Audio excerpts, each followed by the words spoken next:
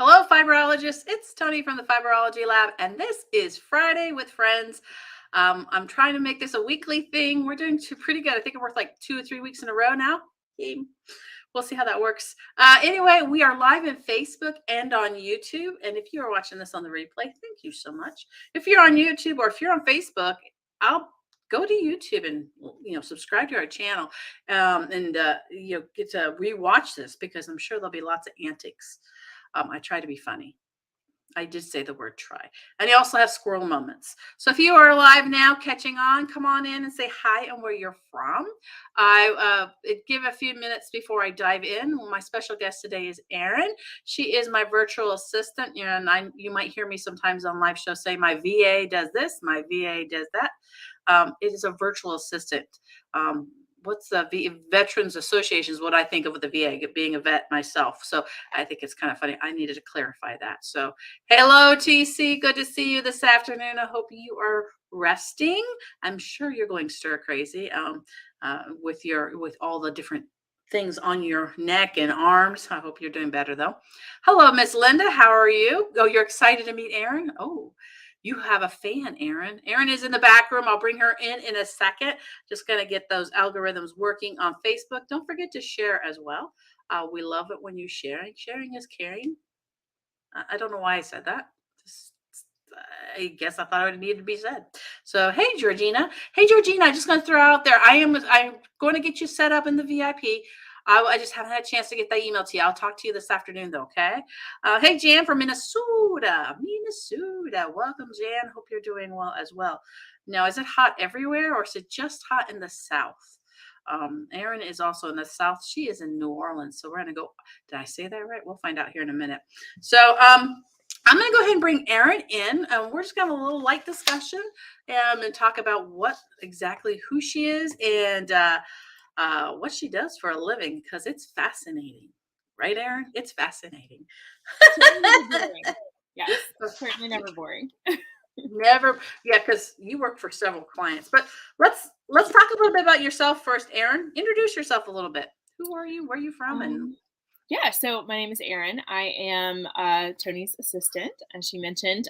So I handle primarily marketing assistance for people. And I am originally from a very small town in South Alabama, which if you're familiar with the book To Kill a Mockingbird, which I feel like most people should be, but every now and then I meet someone who hasn't, which is very tragic and confusing. But that is actually my hometown. So Harper Lee was my next door neighbor growing up, and we just knew her as Miss Nell. And I actually didn't know that she wrote a Pulitzer Prize-winning novel until I read it in school in 5th grade. And it was very awkward the next time I saw her in the donut place because I was very overwhelmed by what I had read. So that's my fun fact, is that I grew up in the same town as Harper Lee and Truman Capote. And I moved to New Orleans for college when I was 18 and never left. So I've been here ever since, like 20 years now. So you like it down there? Yeah, a little bit. I mean, I don't like the heat. Speaking of summer, and people like to tell me things like, don't worry, you'll get used to it.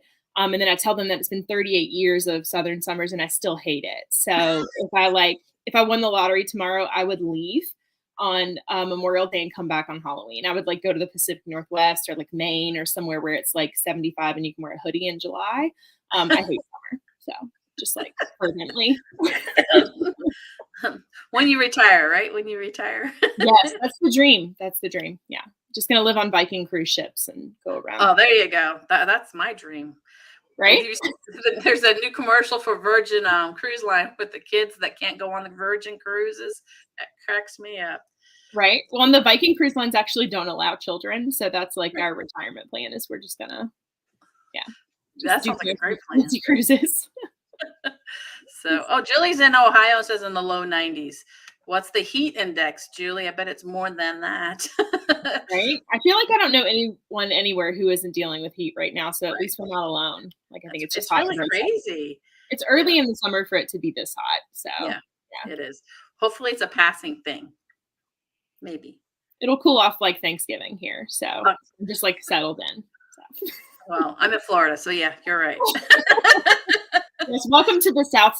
I feel like Tennessee gets a reprieve because you guys actually have we're the North South. Yeah, my brother lives in North Alabama, and some of my family lives in Nashville, so they actually get like in September, October. It's like, ooh, it's fall. It's not fall here until Thanksgiving. Barrett says it's Northern gonna be, California. yeah, That's the 73. spot. That's Yeah, I'm that's where we telling want you. to go. Yep.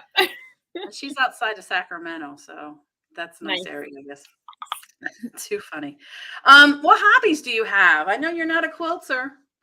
I'm not, which is the funniest thing is that when we got paired together, our agency actually does a number of things to pair assistants with clients, including they match personality tests, they do all sorts of things. And I know that I think they gave you like maybe a list of people you could have worked with or something like that. And so that's one of the things that I thought was really funny is when they paired us together, I was like, oh, don't tell her that I can't sew a button. Like I can't do a thing. I had a very, very brief career cross-stitching tea towels with my mom when I was like 12. And I was not great at it and gave up very easily. But so one of my hobbies since I was very young has been dancing. So I've been a dancer since I was 5 years old. So that's my primary hobby that I do in my non-existent free time because I have two small children. So I am a part of a dance crew here in New Orleans. And so we perform in Mardi Gras and at philanthropic events throughout the year, philanthropic events. So we do that, and then occasionally I read books when I have time. And I really, I really like to bake. So, but when I was pregnant with my first, I was actually working professionally as a baker. Oh, neat! I didn't know that. So yeah, baking, reading, and dancing are kind of the primary hobbies. I've told myself that maybe when I retire, I can start learning to quilt. Or I have a lot of friends who crochet and knit, and I'm kind of jealous of all the amazing things that they make. So I'm thinking maybe one day I'll take up like knitting. If I've got the patience for it, I feel like I might not though. And if you move, who wants to knit in the summer? And it's hot all the time down there. Believe it or not, my friend's favorite thing that she's knitting right now, she just posted like 7 photos and they're beautiful, is knit tank tops. And she lives in North Carolina and she's knitting tank tops to wear all summer long. So you never know. It's possible. You're right. You just never know. It's too funny. You don't have any dance things coming up this summer yet, right? Or when's your next festival? Yeah, I was about to say we did a parade and we've done a couple of events over the last couple of weeks. We did a summer kickoff for the local library. They did Oceans of Possibilities was their theme. And so we went dressed as mermaids and pirates and sailors to read stories to the kids and things like that. So that was really fun, but no dance component to that, just showing up as a mermaid for a group of small children. That sounds like fun. I mean, they were thrilled. They were really excited. You're shiny. Very shiny. Very shiny. And you're a tall person too, aren't you? I am. I'm 5'11". Yeah. So they were like, "Ooh, shiny tall mermaid." It was a lot. Yeah. That's funny. So fun. So explain what your role is, or how you do your job virtually as an assistant. To me, I think of you as an admin, and most people are more familiar with that term as an admin assistant, but you are specialized with marketing. Yeah, so I'm Don't Panic offers a couple of different levels of marketing or levels of assistance. And so there are virtual personal assistants who handle things like calendar booking, travel booking, things of that variety. And so they'll handle kind of the really like day-to-day minutia, and they're usually on the clock at the same time that their client is on the clock. So it's a little less flexible. What I needed, because like I said, I have two small children, I needed like ultimate flexibility so that I can work whenever I can. And so with the marketing assistant role, I have, regular set times where I meet with my clients, but other than that, I can execute on deliverables whenever I have time. So it works out really well for me because primarily what I do is a lot of emails, social media, scheduling, and, drafting those posts, creating graphics, promos and sales, things like that. So I have clients in all different sectors. So I have some retail clients, and then I have some B2B clients. I work for a robotics company, a CBD company, a CrossFit gym, an environmental services company, and under that umbrella, there's also an aging services company and a agricultural and like a agricultural firm that handles carbon credits. And so it's just literally, all over over the place. the map. And that's actually the most difficult part of this job is the constant sort of like switching that I have to do depending upon what because like I can be working on something for you and then 30 minutes later I can be writing a blog post about like a robotics platform, which is actually what I did on Monday. Wow. Like I got off the phone with you and immediately started drafting a 1,000-word blog about like a very technical robotics platform. Oh So. my gosh. That just blows my mind. Switching back and forth, but you I do know you are very flexible with your time because I'll get notices at 10 a.m. or 10 p.m. and 1 a.m. Hey, check this out. Okay, when of course I don't read until the next morning. When I'm thinking of something, and that's the hardest thing I think for anybody, and people who have started working from home since COVID, I think have realized that it's nice to have the flexibility, but then the boundaries also become sort of a slippery slope, right? So it's like you have to kind of set, and for me at least, I know that when I'm working those late nights, it's usually because I took off in the middle of the day for a couple of hours to do something with my kids or something like that. So I try to make that not a regular occurrence. But it's nice to have the flexibility to do it when you need to, because when I was working in an office job right out of college, there's no way I could have said like, hi, I need to peace out for 3 hours in the middle of the day. I'll do this later. Is that fine? No, that's not fine. So this kind of, remote work is a new thing for a lot of people, but I've been doing it for 5 years now. And so you could not drag me back into an office like with a pack of wild horses. So sure about that? How sure are you?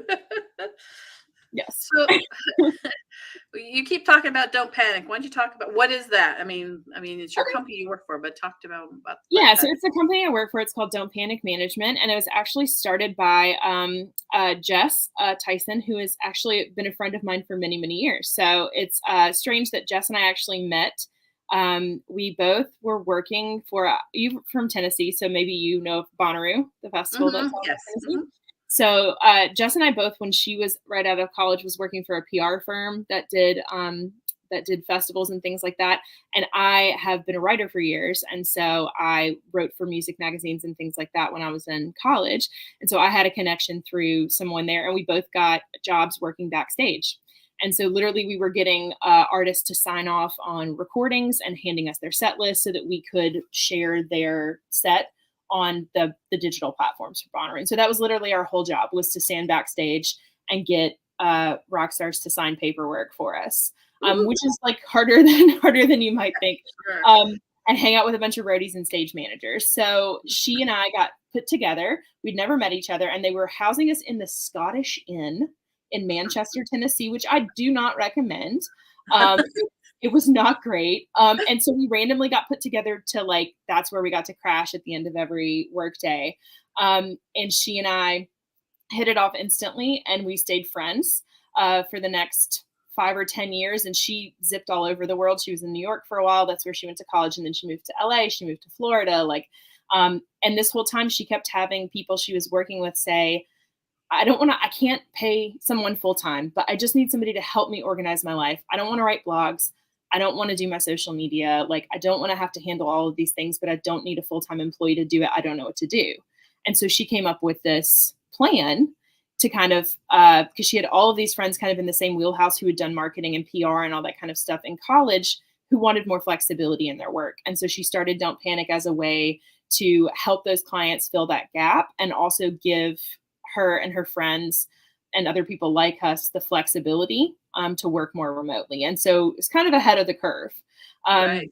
Yeah, I think we celebrated 10 plus years now, I think 12 years that she's been in business. And so it's just kind of slowly grown over that time to be a really trusted resource, right? And so these days, I think it's more common for people to have virtual employees and assistants and things like that. But yeah, so that's what we do. And that's kind of, there's different specializations within that.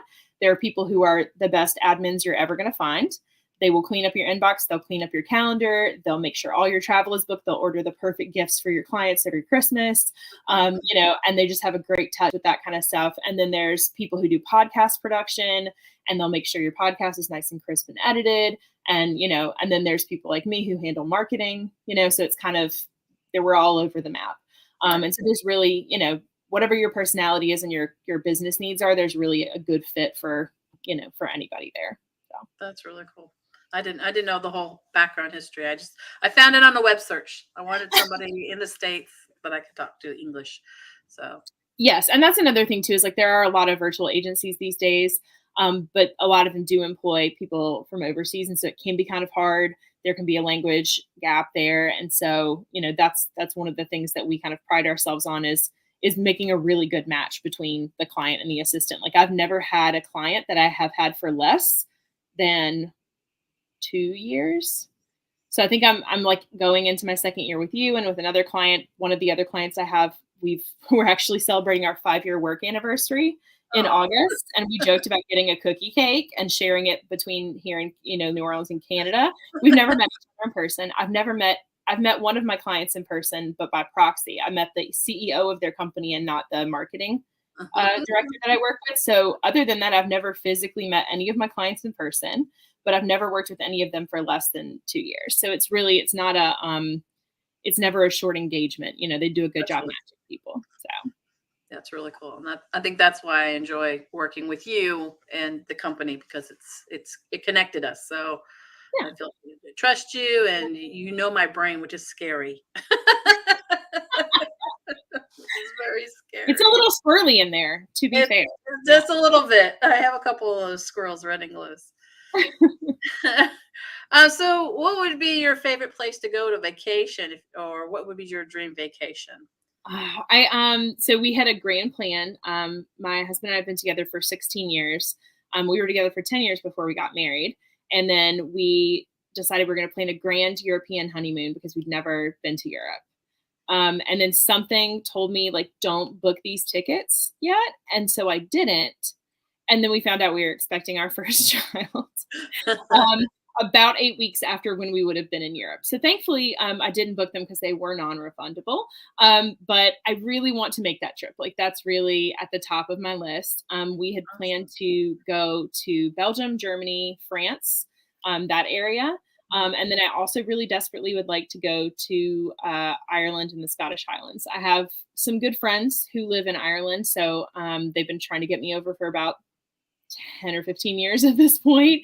So I would love to go over there. And then also I did some ancestry research a couple of years ago and found out that my dad's family is primarily from the Scottish Highlands and came to the US through the Carolinas. So I've been really interested in going to check that out ever since. Oh, that's kind of cool. Yeah. That's very cool. Is your brother interested in going with you too?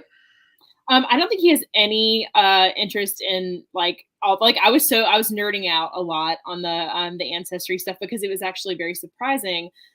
We had always been told we were primarily Irish, and it turns out we are primarily Scottish with some Irish, and also like a little bit of like Swiss thrown in there, which I was surprised. My mom's family was very heavily English, but also had a really strong French component. So that was surprising to my mom when I told her. She was like, "Ooh, we." Well, you kind of live in well, you do. They didn't. Well, and that's the thing is that my husband's family is more directly like he's only 2 generations removed from Europe. So his mom's family is Sicilian and Hungarian, and his father's family is Cajun for many generations, which the Acadians mainly came from Canada through like France. That was the route there. So yeah, I was surprised, but that's something I would love to do is kind of, put my feet on some soil of my ancestors. I think that would be really cool. I have to agree with you. That'd be kind of fun. My last question I have, but I think you answered it earlier. What was one unique, weird thing folks wouldn't know about you? But I think these folks aren't going to know a lot about you anyway. I don't know if I was about to say, I think I might have the ones that I used to use for icebreakers in college was the Harper Lee thing, which people are always very stunned about. And then also that I can twirl fire. So that's like oh, that's cool. I haven't done it in a really long time. But I was very good at baton twirling as a kid. And there was a brief period during which my high school decided that they wanted the majorettes to twirl fire. And so I had a friend who was a majorette, and I was like, well, I can try. And then apparently I was very good at twirling fire. So it's not something I pursued any further past that. But yeah, in theory, I can twirl fire. So that's pretty funny. Well, let me ask you, has anybody got any questions they might want to ask what virtual assistant Erin about? Yeah, you're really thorough. You said everything perfectly. I learned a lot too, which is exciting as well. So um, I we just just try to. came prepared to surprise you as well. No, You did. You totally surprised me. right? So, and then we are normally we do this at 12, but we had to push it out because of your schedule, which is Yeah. totally fine because it records. This is the best part about these things. So, well, I Awesome. don't see any other questions coming through. I just want to take time and say thank you so much, Erin, for coming on and spending a little bit of your afternoon and your life with us. um, and uh, and if anybody has any questions afterwards, you can always leave a question, especially if you're watching this on a replay. I do go back, and Erin does go back and check your comments as well. Right. Erin reached out to a couple people this past week to talk about taking good photographs. So we have a blog post, and we'll put that up. Is it next week? Yeah, it'll be shared on social next week and in next week's emails, but it is there now if you want to check it out. But yeah, we had a couple of people, Leanne, Linda, and Denise were super helpful and took some photos for me just to kind of illustrate how to best take pictures of all the hard work you guys make, which I don't know how difficult any of it is. I just know that it's very pretty and I like to look at all your pictures. So thank you for that, for bringing some beauty into my work day. But when you retire, we'll teach you how to sew. yes. If anybody wants to make me a t-shirt quilt, I have been trying to find someone to make a t-shirt quilt for me for like 4 years. So apparently they're very terrible. You told me this, right? Everyone hates making t-shirt quilts. They're not terrible. They just take a lot of work. Okay. Yeah. But I have people. In my mind, it just seemed easier than a quilt because there wasn't all this piecing and all this stuff. And I was like, oh, it must be like super, like, why can't I get anyone to make me this quilt? And it turns out because apparently it's the bane of every quilter's existence is to be asked to make a t-shirt quilt. They are not, they are challenging, yes, but it can be done. Can be done. So, all right. Well, thank you again, Erin. You have a great weekend, and thank you for everyone watching. We appreciate your support, watching, and entertaining. I'm hoping we're entertaining you guys. You're learning something new. So, you guys have a great one, and we will be back next week. I have no idea who's going to be on next week. I haven't decided yet. So, remember, we are friends, fibers, and fun.